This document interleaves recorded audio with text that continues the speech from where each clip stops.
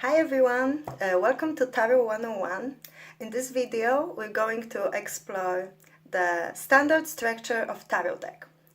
So standard tarot deck has 78 cards. They are about this size and they are split into two basic parts. Probably most of you heard about this. They are called Major Arcana and Minor Arcana. I also like to split Minor Arcana into two subdivisions. That would be the court cards, that's Page, Knight, Queen and King, and the rest from Aces to 1, 2, 2s, 3s and up to 10s. So in the tarot deck, most part is the Major Arcana. So probably most of you heard about the Fool card, and the Major Arcana consists of 22 cards, and it's called a Fool's Journey. And Fool is a number 0 in the Major Arcana because it's like he experiences all the Major Arcana and he is our hero. Yeah, because it's also sometimes known as Hero's Journey. And Major Arcana represent for me cosmic forces and everything that affects our lives, and it's bigger than us. We of course in life have we have the last call about everything, but there are things that might influence us in ways we have to adjust to. Okay, so it's 1 to 21. 21 is the world, the universe, and it is the final card. And during the hero's journey, our Fool meets people, archetypes and situations that help him grow and transform spiritually. I will just do a quick little flip through. This is from the Hermetic Tarot. And Major Arcana are in most decks. They in all decks, with a few exceptions, like with the placements of the two cards that I will talk about it in later videos, they are always the same. So the hero's journey, the Fool's journey, looks always the same, and the decks won't mess with that. Okay, so quickly forward: Moon, Sun, Judgment, and in some decks it's called World, and in some decks it's called the Universe.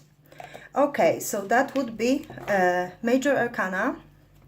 Okay, then we will talk about Minor Arcana. So it's 56 cards of Minor Arcana.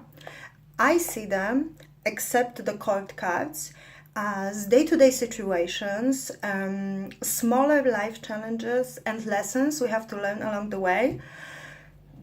Because, for example, we will take, maybe from this deck, for example, we will take 7 of Pentacles. It is the card that explores the harvesting and seeding.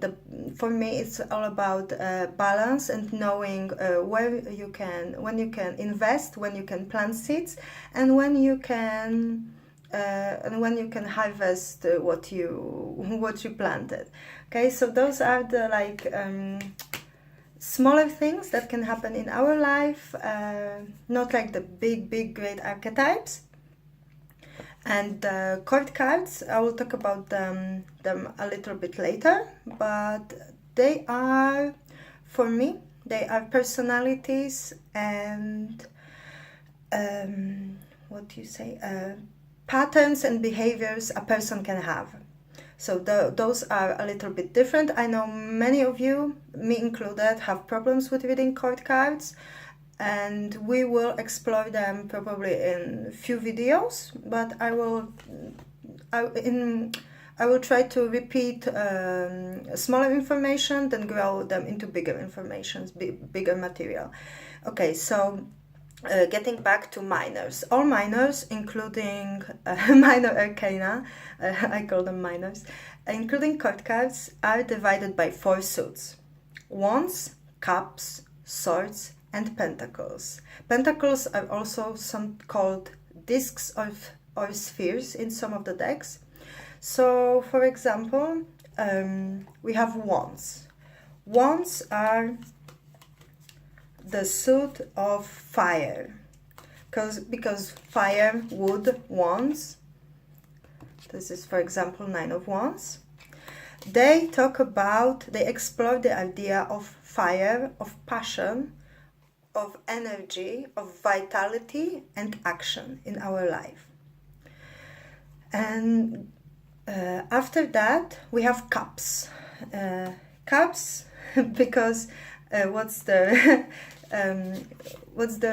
purpose? It's holding liquids, and that's why they are associated with water. And water in our culture is associated with emotions. It's about emotional body, intuition, and feelings. Next suit is suit of Swords. I like to remember that's why are they associated with air. It's because when you don't intend to cut someone and you swoosh the sword, when you cut sword, you cut through the air. So, for example, this is Ace of Swords. And the last suit, Pentacles, also called discs in some decks. They represent the earth. Sometimes they have lots of nature imagery. They represent the material world, the body, also health, money, and for me, a little bit about our connection to nature. Okay, so getting back to the division between minors. So they are divided to 16 court cards and 14 cards, aces to tens, as I already said. And the court cards, in some decks, probably most of the decks you will encounter that are clones of a system that's called Rider-Waite-Smith. Probably you might have heard about it. And in these systems, the court cards are called pages, knights, queens, and kings. So like typical court. The page serves the knights, and then there are queen and kings. But in the some systems that you might encounter, they are called princess, prince, queen, and king. So it might be it's like gender divided by half and half. And in the Rider-Waite-Smith, there are 2-3 men and one woman. But in the clones of Rider-Waite-Smith, and they don't have to be. Oh, they might be gendered in the cards, but they definitely are not gendered in real life. So a woman can have the behavior and patterns and personality traits of a king, and a man can have personality of a queen. So that doesn't mean anything. When you pull out a queen, that doesn't mean it will be a woman. That doesn't mean the knight will be a man. So that is super important in reading court cards. Okay, so about the court cards, they are archetypes to me. They are positive and negative personality traits of a person. Some like to say they are others in your life. That is what the tradition was for a long time. But as the tarot is going into new century, went into new century, and there are so many new tarot readers that set their own rules and want to explore tarot and life in different way. I heard that some say that there will never be people in your life, that they are always you, but saying that you can see them as other people. Why? Because others in our lives are mostly mirror of our own thoughts and behaviors. That's why when you see a Knight of Wands, you might want to say, hey, I know this person. This is, for example, my rash and impulsive boss. Because when you see their traits, they are kind of a mirror of our own traits that are either repressed, that we explore, or we want to explore. Okay, so that would be the basic of the basic structure of tarot deck. And if you have any comments about it, let me know. And in the next video, we will jump briefly into history and the different systems of tarot.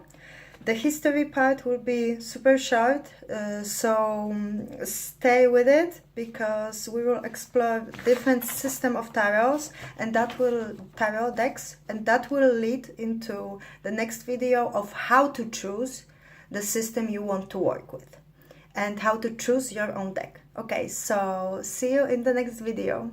Bye!